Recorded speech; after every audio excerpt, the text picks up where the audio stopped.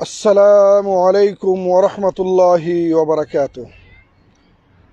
إن الحمد لله وحده والصلاة والسلام على من لا نبي بعد أما بعد.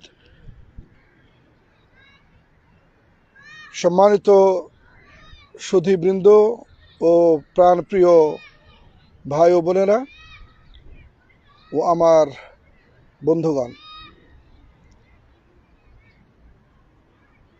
আশা করি ভালো আছেন, আমিও ভালো আছি। আজকে আবারও আপনাদের সামনে সুন্দর এই সময়, আসরের নামাজের পর মাগরিবের পূর্বে নতুন একটি বিষয় নিয়ে উপস্থিত হয়েছি। সেটি হচ্ছে চিন্তামুক্ত জীবন লাভের উপায়।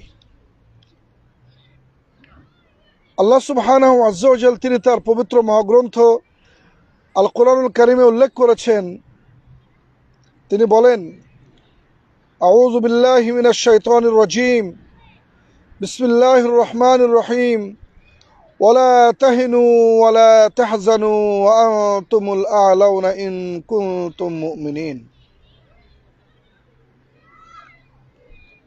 তোমাদের কোনো চিন্তা নাই, পেরেশানি নাই,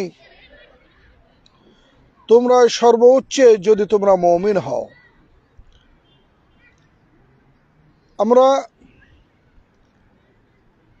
এই আয়াতে কারিমার মাধ্যমে অনেকটাই চিন্তামুক্ত জীবনের একটি সুন্দর উপায় আমরা দেখতে পাচ্ছি।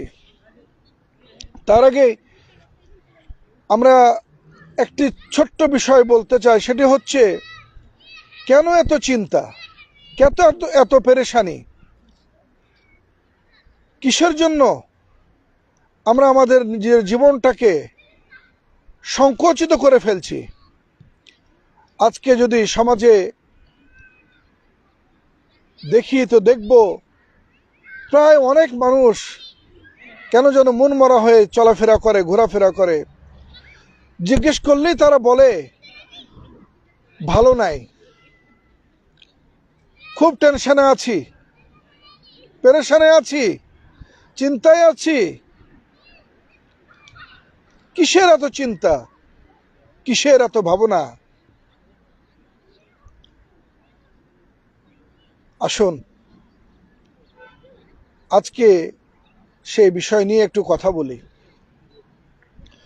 আল্লাহ সুবহানাহু আযজা ওয়া জাল তিনি বলেছেন, ওমা মিন দাব্বাতিন ইল্লা আলাল্লাহি রিজকুহা। পৃথিবীতে যত প্রাণী রয়েছে সকল প্রাণীর রিজিকের দায়িত্ব আমার। রাসূলুল্লাহ সাল্লাল্লাহু আলাইহি সাল্লাম বলেছেন, লাউ আনতুম তাতাওয়াক্কালুনা আলাল্লাহি হাক্কা তাওয়াক্কুলিহি লা রাযাকাকুম কামা ইয়ারযুকুত তায়রা তাগদু খিমাসা ওয়া তারুহু বিতানা। তোমরা যদি আল্লাহর প্রতি পূর্ণ আস্থা রাখো তো আল্লাহ রাব্বুল আলামিন তোমাদেরকে সেভাবে রিজিক দান করবেন যেমন পাখি মণ্ডলীকে রিজিক দিয়ে থাকেন, খালি পেটে বের হয়, পেট পূর্ণ করে বাসায় ফিরে আসে। জীবন তার নিজস্ব গতিতে চলে এবং আমাদেরকে একটু সতর্ক হতে হবে যাতে আমরা আমাদের জীবন নামের ঘড়িটাকে সুন্দরভাবে সাজিয়ে এর চাকাটাকে সুন্দরভাবে আমরা চলমান রাখতে পারি। আজকে আমাদের চিন্তার শেষ নাই। দ্রব্যমূল্যের ঊর্ধ্বগতি এবং বিভিন্ন ধরনের প্রোপাগান্ডা, অর্থনৈতিক সংকট, ব্যক্তি জীবন, পারিবারিক জীবন আমাদের দুর্বিষয় উঠছে, ইত্যাদি ইত্যাদি। যেহেতু অনেক কিছুর দাম বেড়ে গেছে, যার জন্য আমরা পেরেশান। অথচ আল্লাহ সুবহানাহু আযজা ওয়া জাল তিনি যে আমাদের স্রষ্টা, তিনি যে আমাদের সুখের জন্য, শান্তির জন্য সব কিছু রেডি রাখছেন, সেই কথাটা কিন্তু আমরা ভুলে গেছি। আল্লাহ বলেন, হুয়াল্লাযী খালাকালাকুম মা ফিল আরদি জামিআ, তিনি সে আল্লাহ যিনি তোমাদের জন্য পৃথিবীর বুকে যা কিছু আছে সবকিছু সৃষ্টি করেছেন। আল্লাহ বলেন, ফায়দা কাদাইতুমুস সালাত ফান্তাশিরু ফিল আরদি ওয়াবতাগু মিন ফাদলিল্লাহ,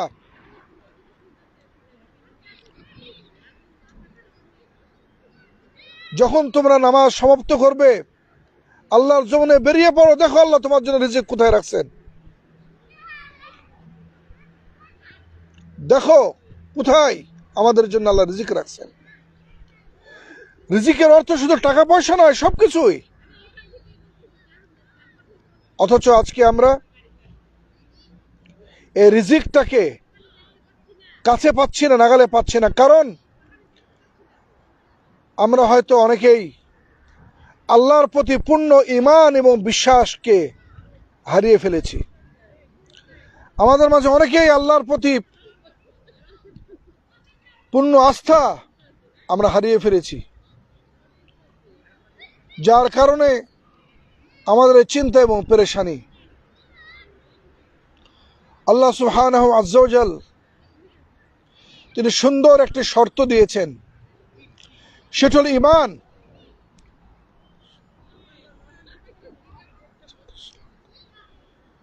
সে ঈমান যখন মানুষের দুর্বল হয়ে যায়, ঈমান যখন মানুষের নষ্ট হয়ে যায়, তখন কিন্তু মানুষের জীবনের অশান্তি, মানুষের জীবনে দুঃখ দুর্দশা, মানুষের জীবনে চিন্তা পেরেশানি নেমে আসে।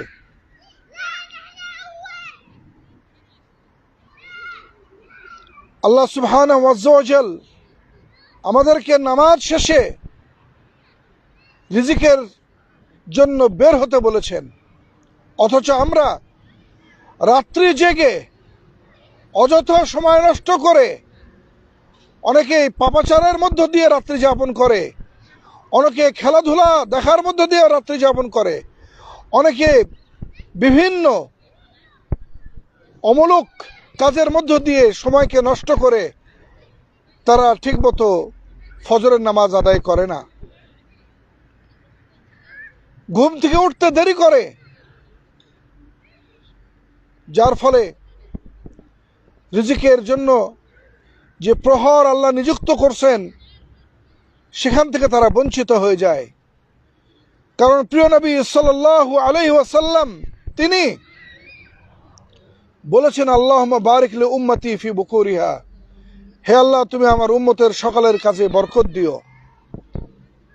সুতরাং একজন ব্যক্তি, একজন মুসলমান, একজন আল্লাহতে বিশ্বাসী, যে আল্লাহ রাব্বুল আলামিনকে বিশ্বাস করে, সে এটাও বিশ্বাস করে যে আমি ফজরের নামাজের পরে যখন বাসা থেকে বের হব, আল্লাহ সুবহানাহু ওয়া তাআলা তিনি আমার যেখানে রিজিক রাখছেন সেই রিজিকের তালাশের জন্য যখন আমি বের হব, আল্লাহ আমার একটি ব্যবস্থা করে দিবেন। আমরা বিভিন্ন অজুহাতে নামাজ থেকে দূরে সরে চলে গেছি, ঈমান থেকে দূরে সরে চলে গেছি। সুতরাং আমরা যদি আমাদের রিজিককে ফিরে পেতে চাই, আমরা আমাদের চিন্তামুক্ত, কারণ রিজিকের কারণেই আজকে মানুষ চিন্তিত হয়ে পড়েছে। আমাদের হাতের অবস্থা যদি ভালো হয়, আমাদের অর্থনৈতিক অবস্থা যদি ভালো হয়, আমাদের মধ্যে যদি সচ্ছলতা ফিরে আসে, তাহলে একজন মানুষ সে অনেকাংশে চিন্তামুক্ত হতে পারে। কারণ বলা হয় অভাবে অনেক সময় স্বভাবটা নষ্ট হয়ে যায়। সেজন্যই আমরা যদি আমাদের নিজের জীবনকে চিন্তামুক্ত করতে চাই, তাহলে অবশ্যই আমাদেরকে আল্লাহর প্রতি পূর্ণ ঈমান নিয়ে আসতে হবে এবং তার সাথে সাথে সৎ কর্ম করতে হবে। আল্লাহ বলেন, মান আমিলা সালিহান মিনকুম,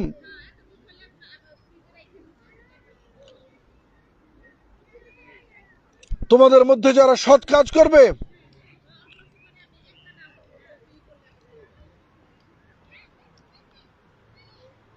এবং ঈমানের অবস্থায়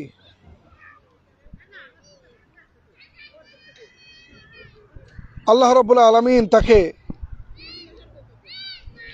আমি দুঃখিত, আল্লাহ সুবহানাহু ওয়া তাআলা বলেন, মান আমিলা সালিহান মিন যাকারিন আও উনসা ওয়া হুয়া মুমিন ফালানুহইয়ান্নাহু হায়াতান তাইয়্যিবা। পুরুষ এবং মহিলা ঈমানের অবস্থা যখন সৎ কাজ করে, আল্লাহ রাব্বুল আলামিন তিনি বলেন, আমি তাদেরকে সুন্দর জীবন, হায়াতে তয়্যিবা দান করি। আর হায়াতে তয়্যিবা হচ্ছে চিন্তামুক্ত জীবন, পেরেশানি মুক্ত জীবন। আর এই হায়াতে তয়্যিবার জন্য আমাদেরকে অবশ্যই ঈমানের সাথে সাথে সৎ আমলগুলি করতে হবে। যে সকল কারণে মানুষ চিন্তিত হওয়ার অবকাশ রাখে, তার মধ্যে অন্যতম হচ্ছে পাপাচার, গুনাহ, অনাচার, অশ্লীলতা এবং আল্লাহর নাফরমানি। আজকে আমরা নামাজ ছেড়ে দিয়েছি। এই নামাজ ছেড়ে দেওয়ার কারণে যত রকমের অশান্তি, চিন্তা চেতনা আমাদের মাঝে বাসা বেঁধেছে। সুতরাং আমাদের মনে রাখতে হবে, আমরা যত ঈমান থেকে এবং সৎ আমল থেকে, সৎ আমলের মধ্যে অন্যতম আমল হচ্ছে নামাজ, এই নামাজ থেকে যত দূরে থাকব তত আমরা অর্থনৈতিক বিপর্যয়ে পড়ব, মানসিক অশান্তি ভোগ করব এবং যত রকমের অভাব অনটন আছে, দুর্যোগ আছে, বালা মুসিবত আছে, সব আমাদেরকে পেয়ে বসবে। কারণ একজন মুসলমান যখন নামাজ ছেড়ে দেয়, আল্লাহকে যখন ভয় করে না, তার দ্বারা সব ধরনের কাজ হয়ে থাকে। ফলে ওই কাজগুলি করার সময় সে একটুকু চিন্তা করে যে আমি ন্যায় করছি না অন্যায় করছি, পরবর্তীতে সেটাই তার চিন্তার কারণ হয়ে দাঁড়ায়। তাই আসুন, আমরা যদি চিন্তামুক্ত জীবন পেতে চাই, তাহলে অবশ্যই আমাদেরকে ঈমান এর সাথে সাথে সৎ আমলগুলি আমাদের করতে হবে। আমি আলোচনার শুরুতে আগে প্রথম দিকে একটা আয়াত পাঠ করেছিলাম, সম্ভবত সেখানে একটু ত্রুটি হয়েছিল। সেখানে